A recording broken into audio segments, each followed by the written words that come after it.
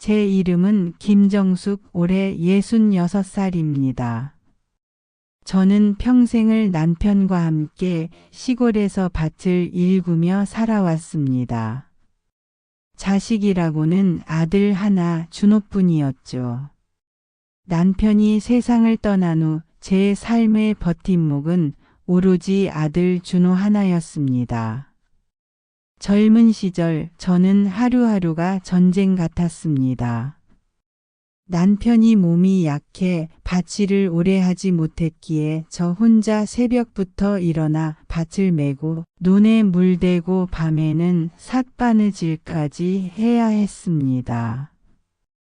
제 손등은 늘 갈라져 피가 났고 허리는 젊은 나이에 이미 굽어버렸습니다. 그래도 웃으며 살 수 있었던 건 아들 준호 덕분이었습니다. 준호가 어린 시절 밥 한 술을 떠먹이며 속으로 다짐했지요. 내 새끼, 내가 어떤 고생을 하더라도 사람 만들어야지. 너는 꼭 좋은 대학 가고 좋은 사람 만나고 엄마 손에 땀 맺힌 날들을 보상해 주겠지. 그렇게 저는 제 청춘을, 제 몸을, 제 인생을 아들 하나에게 바쳤습니다. 준호가 대학을 졸업하고 직장을 잡았습니다. 그리고 어느 날 여자친구가 있다고 집에 데려왔습니다. 그 사람이 바로 지금의 며느리 윤미정이었습니다. 처음 봤을 때부터 저는 마음이 편치 않았습니다. 도시에서 자란 티가 나는 여자. 손끝에 매니큐어가 반짝이고 제 앞에 앉아도 허리를 꼿꼿이 세운 채 눈을 제대로 마주치지 않던 아이. 그런데 제 아들 눈빛이 달라져 있더군요. 그토록 고생만 하며 살던 아들이 그 여자를 바라볼 때만큼은 세상 다 가진 사람처럼 빛났습니다. 저는 가슴 깊은 곳에 드리운 불길한 예감을 애써 덮어두었습니다. 그래, 내 아들이 좋다는데 내가 참아야지. 결혼 후 갈등은 예상보다 빨리 시작됐습니다. 며느리는 시골살이에 적응하지 못했습니다. 아침밥 차리는 것조차 버거워했고 마당에 닭이 울면 짜증을 냈습니다. 밭에 나와 도와달라 하면 화장을 핑계로 방에만 앉아 있었습니다. 미정아, 이 집은 네 집이기도 해. 살림은 같이 해야 하지 않겠니? 제가 조심스레 말하면 며느리는 눈을 크게 뜨며 대답했습니다. 어머니, 요즘 시대에 촌스럽게 집안일을 왜 해요? 저는 못해요. 준호 오빠랑 저는 맞벌이 할 거니까 어머니가 그냥 도와주시면 안 될까요? 순간 저는 벽에 부딪힌 듯 숨이 막혔습니다. 이 집이 내 집인데 내가 왜 도와주는 사람이 되어야 한단 말인가. 며느리는 점점 더 저를 무시했습니다. 손님이 와도 제 존재를 소개하지 않았고 남편 사진 앞에 절도하지 않았습니다. 무엇보다 억장이 무너진 건 아들이었습니다. 처음에는 엄마, 미정이 아직 어려서 그래. 이해 좀 해줘요. 하더니 나중에는 노골적으로 며느리 편만 들었습니다. 그날 이후 제 방엔 웃음소리가 사라졌습니다. 식탁에서 나는 소리도 부엌에서 나는 소리도 전부 제 귀에 비수처럼 꽂혔습니다. 그리고 그날이 다가왔습니다. 며느리 생일날 저는 마음을 굳혔습니다. 그래, 이번만큼은 내가 잘해주자. 국 한 그릇 끓여서 마음을 풀어보자. 새벽같이 일어나 미역국을 끓였습니다. 내 손에선 늘 흙냄새가 났지만 그날만큼은 깨끗이 씻고 정성껏 국을 끓였죠. 식탁에 올리자 며느리가 말했습니다. 어머니, 저 요즘 미역국 안 먹어요. 다이어트 중이라서요. 그 순간 제 가슴은 쿵 하고 내려앉았습니다. 그래도 꾹 참았습니다. 아들이 눈치챌까 싶어 억지로 웃으며 말했죠. 그래도 한 숟갈은 먹어봐라. 정성이니까. 하지만 며느리는 젓가락조차 들지 않았습니다. 술이 오가고 분위기는 더 싸늘해졌습니다. 며느리는 갑자기 저를 몰아붙였습니다. 어머니, 왜 자꾸 저한테 이래라 저래라 하세요?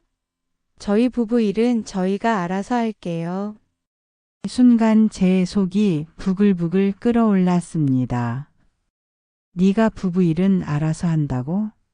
네가 집안일 하나라도 제대로 한 게 있냐? 밥 한 번을 성의 있게 해본 적이 있냐? 네가 시집 왔으면 최소한 얘는 지켜야지. 말이 끝나기가 무섭게 아들 준호가 벌떡 일어나 제 머리채를 잡았습니다. 엄마, 제발 그만하세요. 왜 우리 집사람만 못 잡아먹어서 마음이 급해요? 엄마가 항상 이래서 우리 집이 불편하다고요. 순간 제 눈앞이 캄캄해졌습니다. 머리카락이 쭉쭉 뽑히는 고통보다 내 아들의 그 눈빛, 그 말에 제 가슴이 산산조각 났습니다. 저는 바닥에 주저앉아 울었습니다. 방 안은 얼어붙었고 며느리는 비웃는 듯한 눈길로 저를 내려다 봤습니다. 그날 제 인생은 완전히 흔들리기 시작했습니다. 머리채를 잡힌 날 밤 저는 방 안에 홀로 앉아 있었습니다. 머리카락은 군데군데 빠져나갔고 두피는 욱신거렸습니다. 하지만 그보다 더 아픈 건 제 심장이었습니다. 내가 온갖 고생 끝에 키운 아들. 내 청춘과 인생을 다 바쳐 키운 아들이 며느리 앞에서 내 머리채를 잡았다니. 그날 밤 저는 울다 지쳐 풀이 죽어 잠이 들었는데 꿈속에서 남편이 나타났습니다. 남편은 저에게 등을 돌린 채 말했습니다. 정수가, 이제 됐다. 그 집을 떠나. 당신이 더 머무르면 당신 영혼까지 다 갉아먹힌다. 저는 깜짝 놀라 눈을 떴습니다. 눈가에선 눈물이 말라붙어 있었고 그 순간 저는 결심했습니다. 그래, 이제 이 집에서 나가야겠다. 아들아, 너는 이미 내 아들이 아니다. 이른 새벽, 집안은 고요했습니다. 저는 작은 보따리를 챙겼습니다. 옷 몇 벌 낡은 앨범, 그리고 남편의 영정 사진 속 작은 초상화. 마지막으로 아들 방 앞에 섰습니다. 문틈 사이로 들려오는 아들이 코 고는 소리에 눈물이 왈칵 쏟아졌습니다. 준호야, 엄마는 이제 너를 버린다. 엄마를 버린 네가 아니라 너의 엄마를 버릴 줄 아는 나로 살겠다. 그렇게 저는 집을 떠났습니다. 갈 곳 없는 몸은 작은 월세방으로 들어갔습니다. 곰팡이 냄새 나는 반지하, 습기가 가득 찬 벽, 밤이면 쥐들이 다니는 소리가 들렸습니다. 손발은 떨리고 허리는 아팠습니다. 그래도 하루하루 청소 일을 나가며 겨우 밥벌이를 했습니다. 사람들은 저에게 아줌마, 좀 서둘러요. 라고 몰아붙였지만 저는 아무 말 없이 고개를 숙였습니다. 마음속은 텅 비어 있었습니다. 그저 하루를 버티는 것만으로도 숨이 막혔습니다. 그러던 어느 날, 청소 일을 마치고 돌아오던 길, 버스 정류장에서 우연히 옛 이웃을 만났습니다. 그는 저를 보자마자 눈을 크게 뜨며 말했습니다. 아이고, 정숙 씨, 세상에 여태 몰랐네. 그 집에서 쫓겨났다면서? 저는 당황해 아무 대답도 하지 못했습니다. 그런데 그 이웃이 제게 조용히 속상이었습니다. 근데 알고 있어요? 당신 아들이랑 며느리 요즘 이상하다는 소문이 돌아요. 순간 제 귀가 번쩍 뜨였습니다. 이상하다니 무슨 말씀이세요? 옛 이웃은 주위를 두리번거리더니 말했습니다. 며느리란 여자가 남편 몰래 딴 사람 만난다고 다들 이야기하더라고요. 그것도 그냥 사람도 아니고 돈 많은 사장님이라던데. 저는 숨이 턱 막혔습니다. 아들 준호는 며느리를 위해 엄마까지 내쳤는데 그런데도 며느리는 다른 남자와 바람을 피운다니. 며칠 동안 저는 잠을 이루지 못했습니다. 머리채를 잡혔던 순간보다 더 치욕스러웠습니다. 준호야. 너는 엄마 버리고 지켜낸 여자가 결국 널 배신하는구나. 저는 밤마다 남편의 영정사진 앞에 무릎 꿇고 기도했습니다. 여보, 우리 아들, 저 아이의 눈을 어떻게 뜨게 해야 합니까? 저 아이가 정신 차리지 않으면 결국 망하고 말 거예요. 사실 저에겐 오래전부터 숨겨둔 비밀이 있었습니다. 남편이 살아있을 때 몰래 모아둔 돈이 있었죠. 바칠 삿바느질하며 조금씩 아주 조금씩 모은 돈. 아무도 모르게 장롱 밑바닥에 숨겨두었던 그 돈은 10수년이 지나면서 작은 목돈이 되어 있었습니다. 저는 그 돈을 꺼냈습니다. 이 돈. 내 인생 마지막 기회로 쓰겠다. 저는 조용히 며느리의 뒤를 밟기 시작했습니다. 낡은 옷차림, 초라한 모양새라 아무도 저를 신경 쓰지 않았습니다. 며느리가 주말마다 나가는 곳 그곳은 시내의 고급 레스토랑이었습니다. 그녀는 잘 차려입고 중년의 남자와 마주 앉아 웃고 있었습니다. 제 눈에 피눈물이 맺혔습니다. 저 아이는 내 아들을 망쳐놓고도 모자라서 이제 다른 남자에게 기대려 하는구나. 저는 핸드폰을 꺼내 사진을 찍었습니다. 떨리는 손가락으로 수십 장, 수백 장. 심장이 쿵쾅거렸습니다.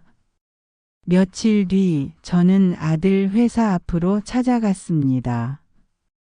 아들이 퇴근하는 길에 저는 사진 봉투를 내밀었습니다. 준호야, 네가 이제 날 엄마라 부르지 않아도 좋다.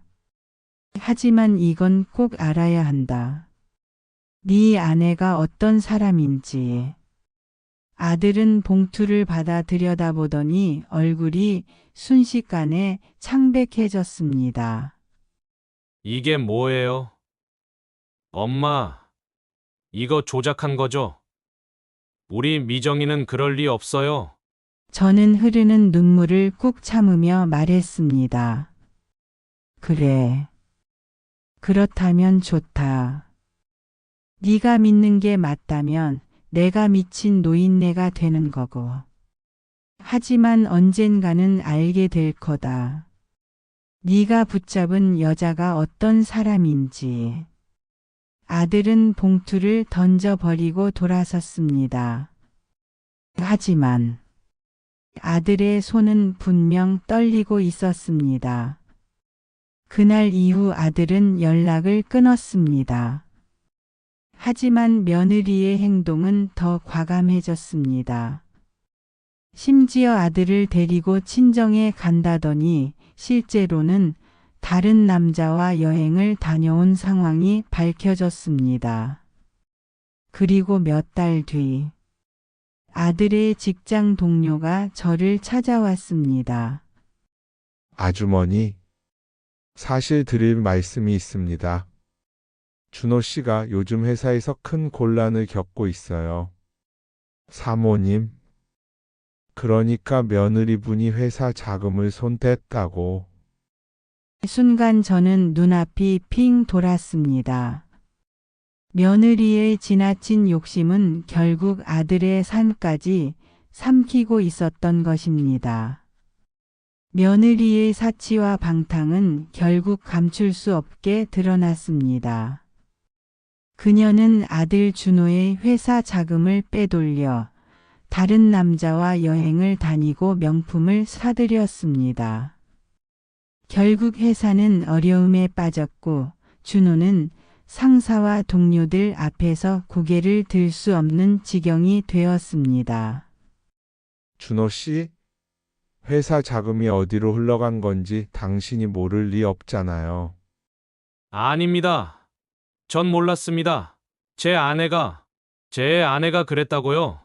아들의 외침은 아무에게도 닿지 않았습니다. 사람들은 쌀쌀맞게 반응했습니다. 아내 관리를 못한 것도 당신 책임이지. 결국 준호는 회사에서 쫓겨났습니다.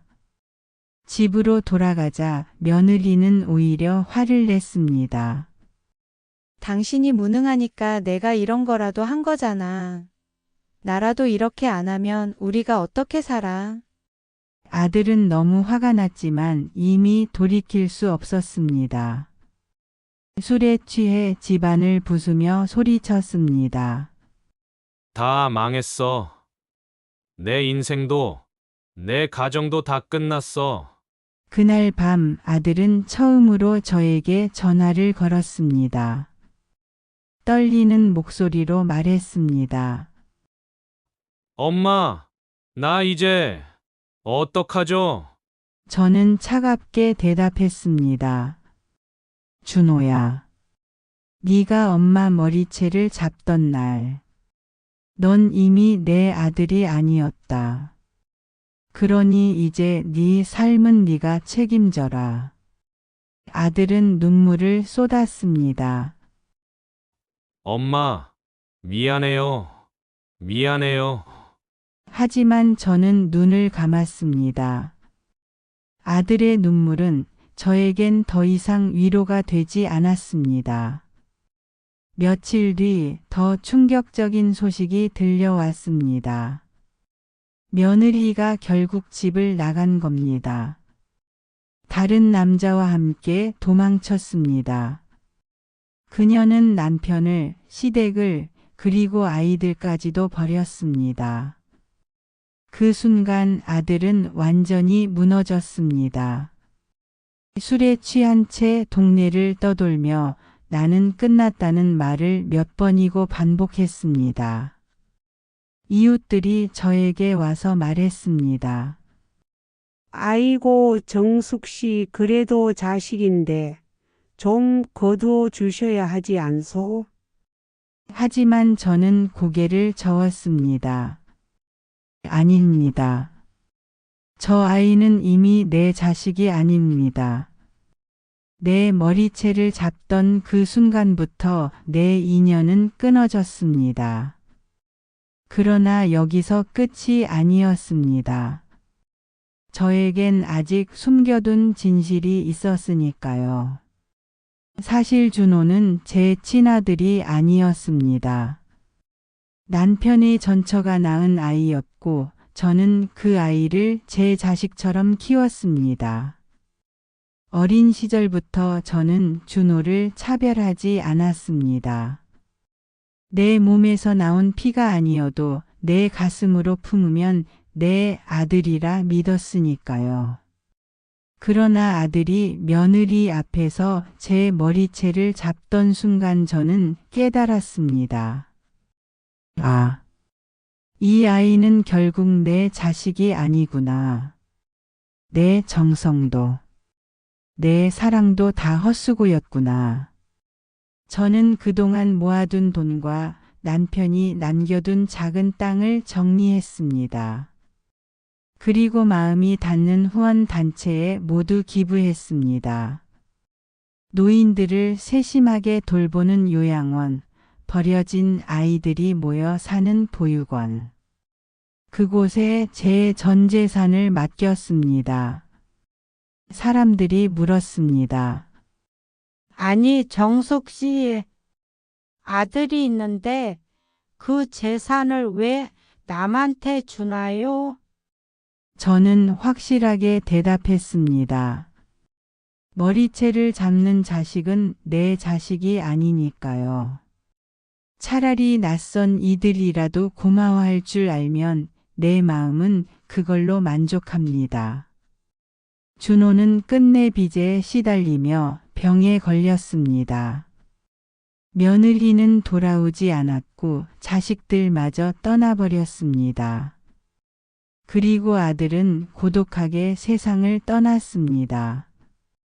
그 소식을 들었을 때 제 마음은 이상하게도 차분했습니다. 울음조차 나오지 않았습니다. 그저 하늘을 향해 중얼거렸습니다. 여보, 이제 됐지요. 내가 그 아이를 내 아들이라 부른 건 오늘로 끝입니다. 저는 그날 이후 홀로 살고 있습니다. 하지만 마음은 오히려 가벼워졌습니다. 누구도 제 머리채를 잡을 수 없고, 누구도 제 삶을 함부로 대할 수 없습니다. 제가 깨달은 건 단 하나입니다. 자식도 며느리도 내 인생 대신 살아주지 않는다. 믿을 건 오직 내 두 손과 하늘뿐이다 라고요.